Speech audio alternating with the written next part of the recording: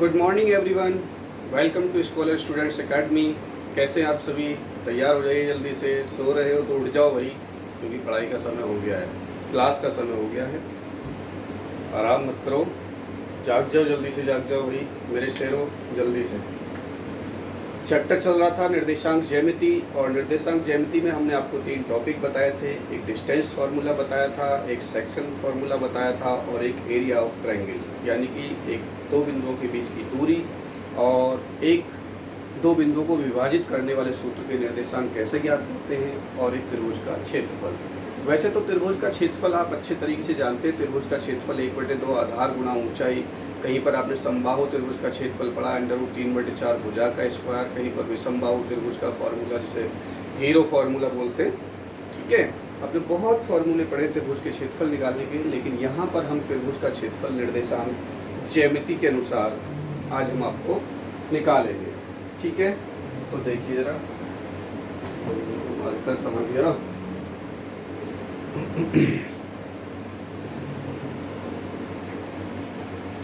तो देखिए सामने लिखा हुआ त्रिभुज का क्षेत्रफल, और ये त्रिभुज के क्षेत्रफल में ध्यान से देखिए, त्रिभुज के 3 शीर्ष होते हैं।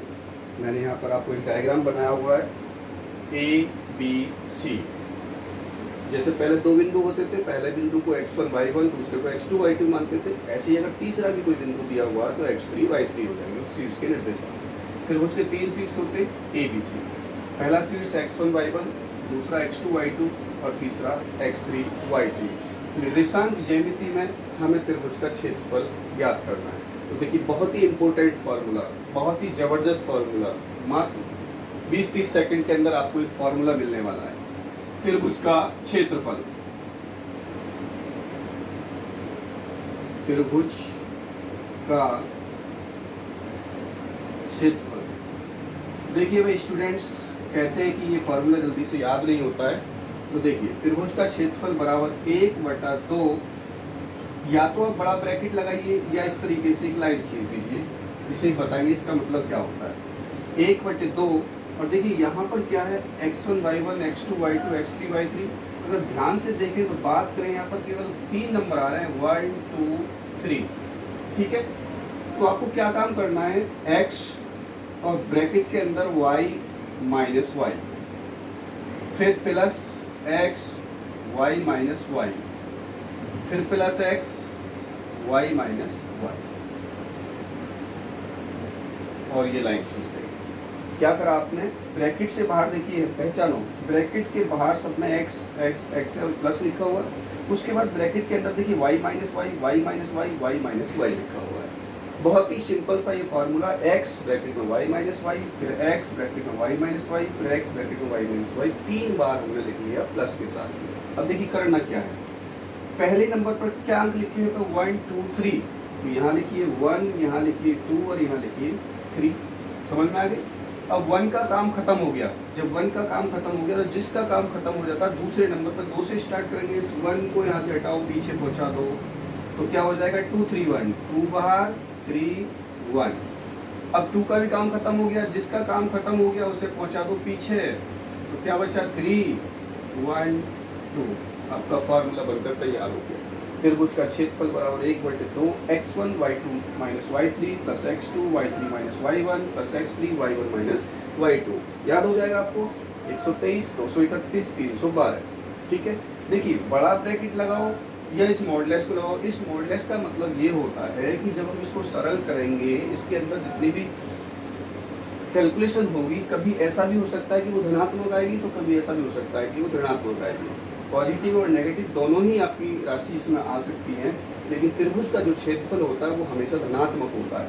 तो इन दोनों लाइनों का मतलब ये होता है कि यदि इसके अंदर कोई नेगेटिव चिन्ह आपका आया हुआ है तो आप उसको छोड़ देंगे। जैसे कि -6 आ गया, तो माइनस को हम छोड़ देंगे, केवल 6 हो जाएगा, ठीक है, क्योंकि त्रिभुज का क्षेत्रफल जो है वो धनात्मक होता है।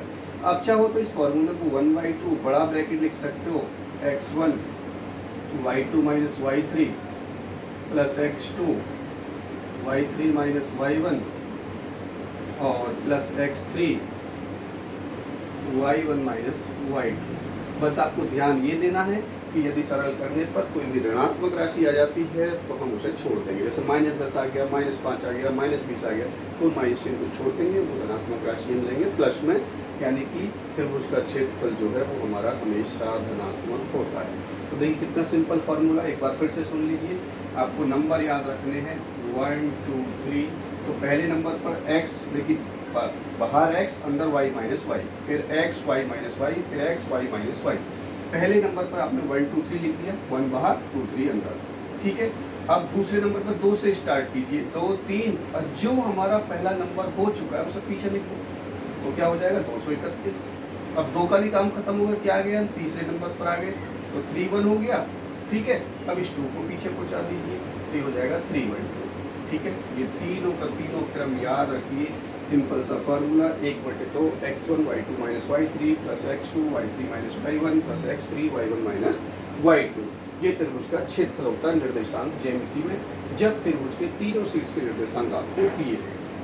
जैसे 3, 2, 2, 4, 5, 6 ऐसा दिया होगा, तो आप पहले बिंदु को हमेशा x1 y1, दूसरे को x2 y2 और तीसरे को x3 y3 मानेंगे, और x1 y1, x2 y2, x3 y3 के मान इस फॉर्मूले में रख के सरल कर लेंगे, आपका त्रिभुज का क्षेत्रफल निकल करके आ जाएगा।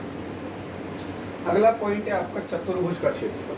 तो देखिए चतुर्भुज का क्षेत्रफल, जब त्रिभुज के क्षेत्रफल का फॉर्मूला ही इतना बड़ा है, तो चतुर्भुज के क्षेत्रफल का फॉर्मूला पता नहीं कैसा होगा, वो ज़्यादा बड़ा भयानक हो सकता है। तो जब भी आपको चतुर्भुज का क्षेत्रफल निकालने की बात आएगी, तो आप एक काम कर लीजिए, इसका कोई भी एक विकर्ण मिलाकर के इसको 2 त्रिभुजों में विभाजित कर लेते हैं, ठीक है। एक विकर्ण तो इसका देखिए ये हो जाएगा, और एक विकर्ण इसका ये हो जाएगा। तो मैंने क्या काम करा, ए से सी को मिला दिया, तो एक विकर्ण बन गया इसका ये। तो यहाँ पर देखिए ध्यान से 2 त्रिभुज आपको दिखाई दे रहे हैं, एक त्रिभुज आपका ये हो गया, दूसरा त्रिभुज आपका ये हो गया, ठीक है। अब त्रिभुज का क्षेत्रफल निकालना आपने सीखा ही है, तो हम इस त्रिभुज का क्षेत्रफल निकाल सकते हैं, और इस त्रिभुज का भी क्षेत्रफल निकाल सकते हैं इस वाले फॉर्मूले से। जब हमारे पास इस त्रिभुज का क्षेत्रफल भी है और इस त्रिभुज का क्षेत्रफल भी है, दोनों को प्लस कर दो, पूरे चतुर्भुज का क्षेत्रफल आ जाएगा। जब त्रिभुज का क्षेत्रफल निकालेंगे ए बी सी का, तो x1 y1, x2 y2 और x3 y3 ये मानेंगे।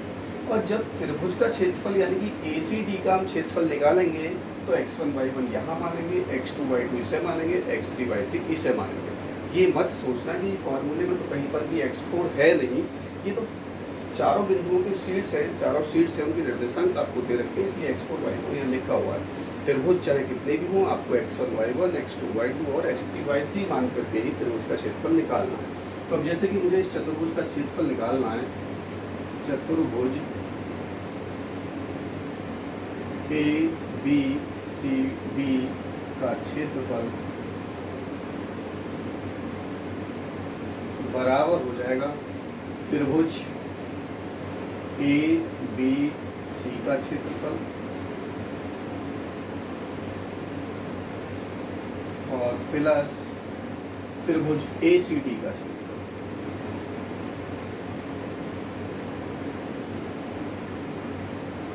और आपका आंसर आ जाएगा बड़े आसानी से, ठीक है। तो दोनों त्रिभुजों का क्षेत्रफल निकाल के उनको जोड़ देंगे, आपके चतुर्भुज का क्षेत्रफल आ जाएगा, ठीक है। आप स्क्रीनशॉट ले लीजिए, इसका नोट कर सकते हो, साथ के साथ ही कॉपी और पेन लेकर के नोट किया करो भाई। स्क्रीनशॉट ले लो। अब इसके बाद इसमें एक और पॉइंट आता है, 2 बात हो गई आपकी यहाँ पर, तीसरी बात देखिए।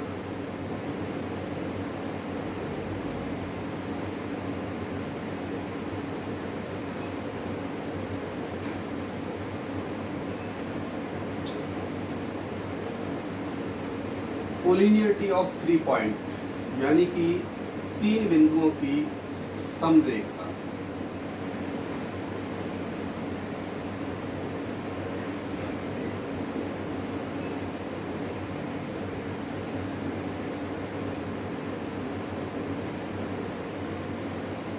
तीन बिंदुओं की संरेखता, यानी कि 3 बिंदु एक सीधी रेखा में हैं या नहीं है, कैसे पता करेंगे। हालांकि ये टॉपिक हम आपको डिस्टेंस फार्मूले के अकॉर्डिंग भी पढ़ा चुके हैं, और यहाँ पर आएगा त्रिभुज के क्षेत्रफल के अनुसार। यानी कि आपको 3 बिंदु इस तरीके से अगर दिए हुए हैं, एक ही लाइन पर स्थित हैं वो, तो इसका मतलब होता है कि ये तीनों बिंदु हमारे समरेख हैं। तो त्रिभुज के क्षेत्रफल की सहायता से हम कैसे सिद्ध करेंगे कि ये तीनों बिंदु संरेख हैं। ठीक है, तो देखिए जरा, मान लेते हैं, देखिए मेरे पास में ये एक त्रिभुज मैंने यहाँ पर बना दिया ABC। ठीक है, इस बिंदु के निर्देशांक वही आपको दिए होंगे, x1 y1, ये x2 y2 और ये आपका x3 y। ठीक है, तो त्रिभुज का क्षेत्रफल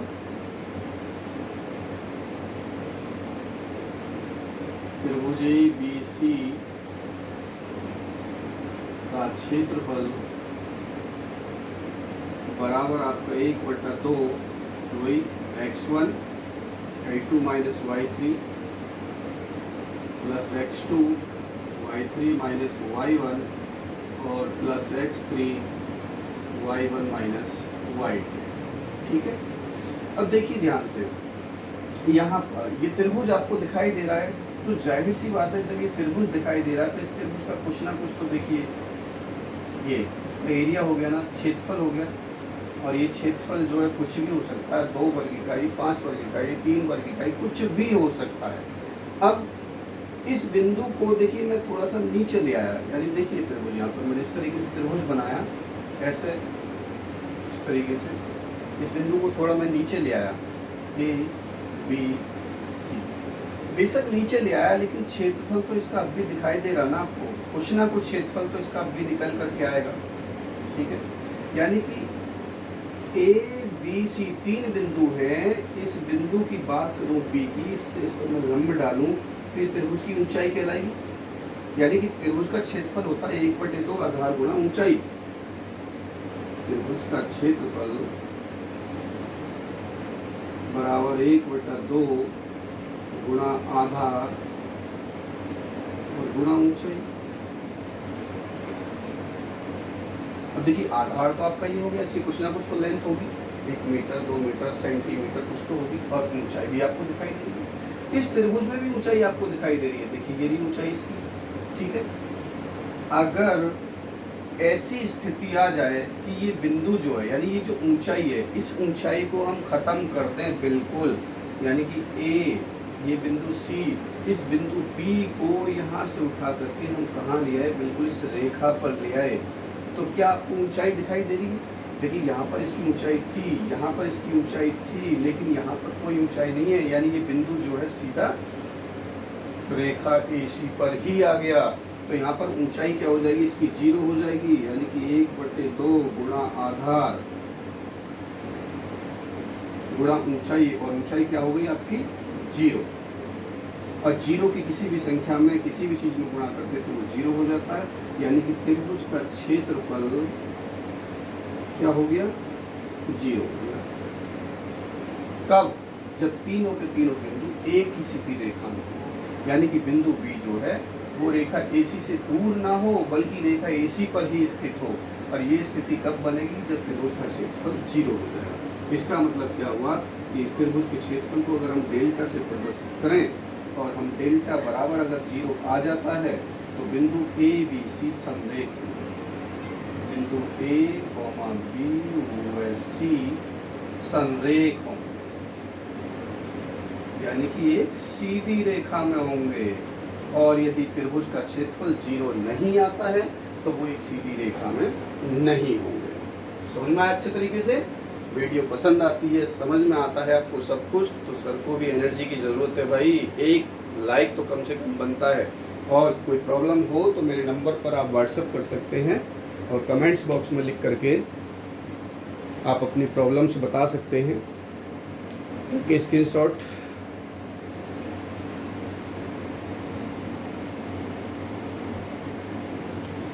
क्वेश्चन देखिए भाई, उस त्रिभुज का क्षेत्रफल ज्ञात कीजिए जिसके शीर्षों के निर्देशांक 2, 1, 4, 5 और 6, 3 है। त्रिभुज का क्षेत्रफल, अभी हमने आपको त्रिभुज के क्षेत्रफल का फॉर्मूला बताया है। त्रिभुज के 3 शीर्ष होते हैं, पहले शीर्ष को x1 y1, दूसरे को x2 y2, तीसरे को x3 y3। तो हम देखिए निर्देशांक आपको दे रखे हैं, तो हम इसी में पहले को हम x1 y1, दूसरे शीर्ष को x2 y2 और तीसरे शीर्ष को हम x3 y3 मान लेंगे। और हमें त्रिभुज का क्षेत्रफल निकालना है। त्रिभुज का क्षेत्रफल बराबर 1/2, या तो मॉडुलस वाला चिन्ह लगाइए, बड़ा ब्रैकेट लगा दीजिए, x1 y2 minus y3 plus x2 y3 minus y1 plus x3 और y1 माइनस y2। सबका मान रख दीजिए 1/2 x1, देखिए x1 का मान है 2 bracket, y2 minus y3, y2 का मान 5 और y3 का मान है आपका 3 प्लस x2, x2 का मान देखिए 4, y3 माइनस y1, y3 का मान 3 और माइनस y1 का मान देखिए 1 है, प्लस x3 6 हो गया और y1 माइनस y2, y1 1 है और y2 है आपका 5, ब्रैकेट बंद। इसको सॉल्व कीजिए, 1/2 2, 5 में से 3 गया कितना बचेगा 2 प्लस 4, 3 में से 1 गया ये भी 2 बचा, प्लस 6, 1 माइनस 5 कितना बचा माइनस का 4, 1/2 देखिए गुणा करिए, 2 दूनी 4 हो गया, 4 दूनी 8 हो गया और प्लस से माइनस में गुणा करेंगे माइनस का 6 24 हो गया, ठीक है। 1/2 8 4 12 हो गया, माइनस का 24 बराबर 1/2, 12 माइनस 24 माइनस का 12 आ गया। 2 से 12 में भाग देंगे यानी गुणा करेंगे, 1 की 12 में 12, 12/2 यानी कि माइनस का 6 हो गया। और मैंने आपको बताया था कि मॉडुलस चिन्ह लगाते हैं या बड़ा ब्रैकेट भी लगाएं, अगर माइनस में अगर क्षेत्रफल आता है तो माइनस चिन्ह को छोड़ देते हैं, क्योंकि त्रिभुज का क्षेत्रफल पॉजिटिव होता है, क्योंकि त्रिभुज का क्षेत्रफल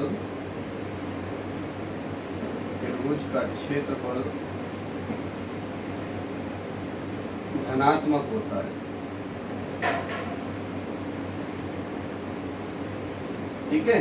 इसलिए त्रिभुज का क्षेत्रफल बराबर 6 वर्ग इकाई, क्योंकि क्षेत्रफल का मात्रक वर्ग मीटर, वर्ग सेंटीमीटर, अब यहाँ पर मीटर सेंटीमीटर कुछ दिया नहीं है तो वर्ग इकाई लिख सकते हैं, वर्ग इकाई या 6 वर्ग मात्रक, ये आपके त्रिभुज का क्षेत्रफल आ गया।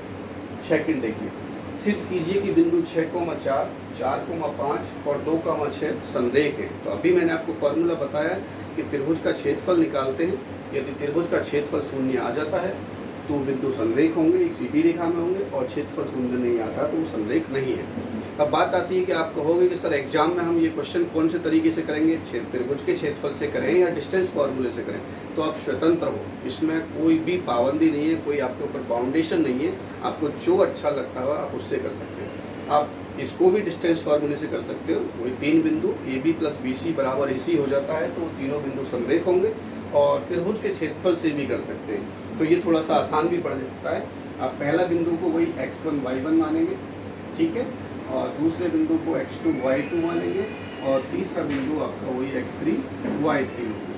तो आपको क्या निकालना है, चूँकि हम जानते हैं त्रिभुज का क्षेत्रफल डेल्टा बराबर 1/2 x1 y2 minus y3 plus x2 y3 minus y1 plus x3 y1 minus y2।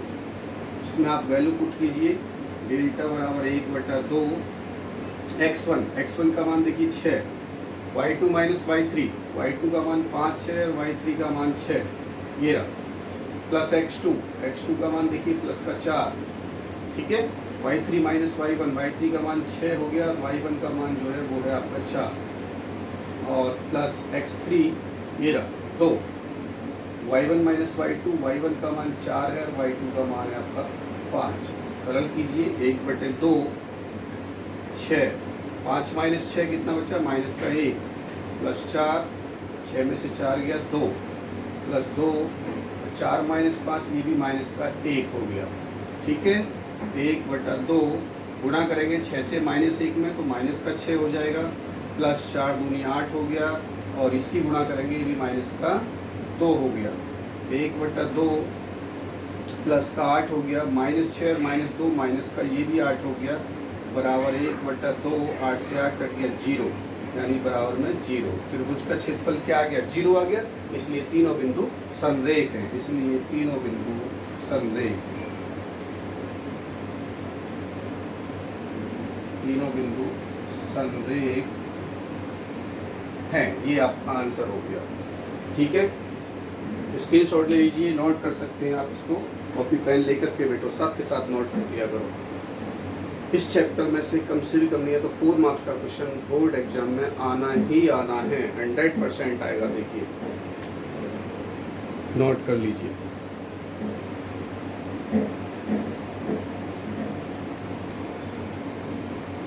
देखिए क्वेश्चन नेक्स्ट है, ज्ञात कीजिए कि के किस मान के लिए बिंदु k, 1, 1, -1 और 11,4 संरेख है। क्वेश्चन में देखिए लास्ट में एक बात बोल दी कि बिंदु संरेख हैं, और संरेख कब होते? जब त्रिभुज का क्षेत्रफल 0 होता है।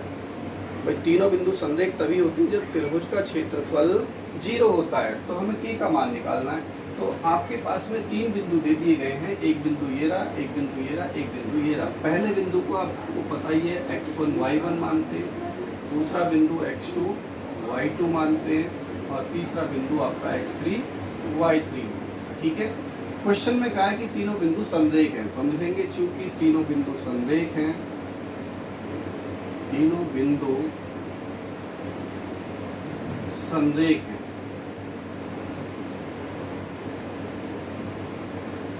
इसलिए डेल्टा बराबर 0, यानी त्रिभुज का क्षेत्रफल बराबर 0। त्रिभुज के क्षेत्रफल के नीचे फॉर्मूला लगा दीजिए, 1/2 x1 y2 minus y3 plus x2 y3 minus y1 plus x3 y1 minus y2 और बराबर 0। वैल्यू पुट कीजिए, 1/2 x1 का मान क्या है k, y2 minus y3, y2 का मान -1 माइनस y3 का मान देखिए 4 प्लस x2 का मान 1, y3 माइनस y3 का मान 4 और y1 का मान 1 प्लस x3 का मान 11, y1 माइनस y1 1 है माइनस y2, देखिए y2 का मान -1 है। जब 1 माइनस -1 करेंगे तो ये +1 हो जाएगा और बराबर 0। आप 1/2 को अगर उधर लेना चाहो तो ये 0 हो जाएगा, नहीं ले जाना तो आप यही रहने दीजिए, बादल देख लेंगे। देखिए -1 -4 कितना हो जाएगा, -5, और -5 की जब k में गुणा करेंगे तो -5k। ठीक, 4 में से क्या 3 से 1 में गुणा करी तो +3 हो गया, 1 करे 2 और 2 की 11 में गुणा करेंगे कितना हो जाएगा 22 बराबर 0। 1/2 -5k और 22 और 3 कितना हो गया आपका 25 बराबर 0। अब तो कर लो भाई, 1/2 को उधर लगे, 1/2 को उधर लेके 0 में भाग देंगे तो ये 0 ही हो जाना है, यानी कि -5k। अब 25 को उधर लेके -25 हो गया, माइनस से माइनस कट जाएगा, 25/5 यानी कि k बराबर 5 पंजे 25। हमसे यही पूछा था, ज्ञात कीजिए कि k के किस मान के लिए तीनों बिंदु संरेख हैं। तो k का मान आ गया 5, यदि k का मान आप 5 यहाँ रखेंगे तो त्रिभुज का क्षेत्रफल आपका 0 आएगा। लेकिन यहाँ पर पहले ही बोल दिया कि ये तीनों बिंदु संरेख है, तो आपको यही फॉर्मूला लगाना है, क्योंकि तीनों बिंदु संरेख होते ही तब हैं जब त्रिभुज का क्षेत्रफल 0 होता है। आगे देखिए, अब ये भी क्वेश्चन सेम ऐसा ही है, संरेख वाला ही है, लेकिन इसमें थोड़ा सा कुछ कहा गया, देखो जरा। यदि बिंदु a, 0 और 0, b को मिलाने वाले रेखाखंड पर कोई बिंदु x, y स्थित है तो सिद्ध कीजिए x/a + y/b बराबर 1। अब दो बिंदुओं को मिलाने वाला रेखाखंड, देखिए मैंने मान लो एक रेखाखंड ये बना दिया, दो बिंदुओं को मिला रहा है, इसको a, 0 मान लिया और दूसरा आपका 0, b हो गया। ठीक है, क्वेश्चन में कहा है कि दो बिंदुओं को मिलाने वाले रेखाखंड पर कोई बिंदु x, y है, यानी कि ये दो बिंदु पहले से ही हमें दिए हुए थे। अब इन दोनों बिंदुओं को मिलाने वाले रेखाखंड पर एक तीसरा बिंदु x, y है, तो इसका मतलब क्या हुआ कि संरेखित तो हुए, ये दो बिंदुओं को मिलाने वाले रेखाखंड पर ही तीसरा बिंदु है, तो इसका मतलब तीनों बिंदु संरेख हो गए। ठीक है, तो वही इसको मानेंगे, हमारा वही x1 y1 हो गया, ये आपका x2 y2 हो गया और ये हमारा x3 y3। ठीक है, तो हम लिखेंगे वही, चूंकि तीनों बिंदु संरेख है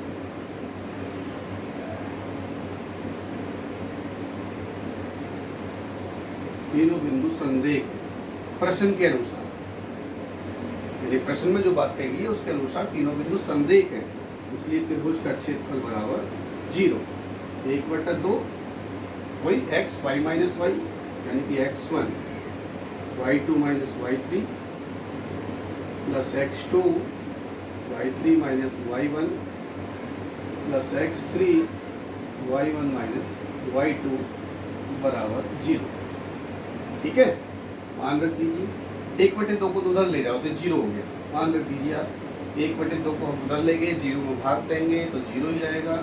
x1 का मान रख दीजिए a, y2 minus y3, y2 का मान भाई साहब y है और y3 है आपका b, प्लस x2 का मान है x, y3 minus y1, y3 का मान है b और y1 का मान है 0, प्लस x3 इसका मान 0 है और y1 माइनस y2, y1 हमारा 0 माइनस y2 का मान y बराबर 0 हो गया, क्योंकि 1/2 को हम उधर लेंगे 0 आ गया।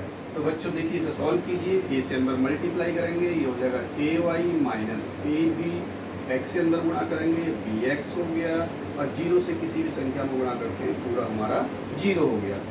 तो आप यहाँ पर एक काम करेंगे क्या,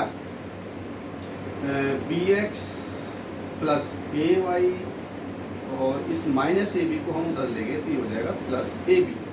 अब इस ab से दोनों ओर भाग दे दीजिए, ab से दोनों ओर भाग कर दें।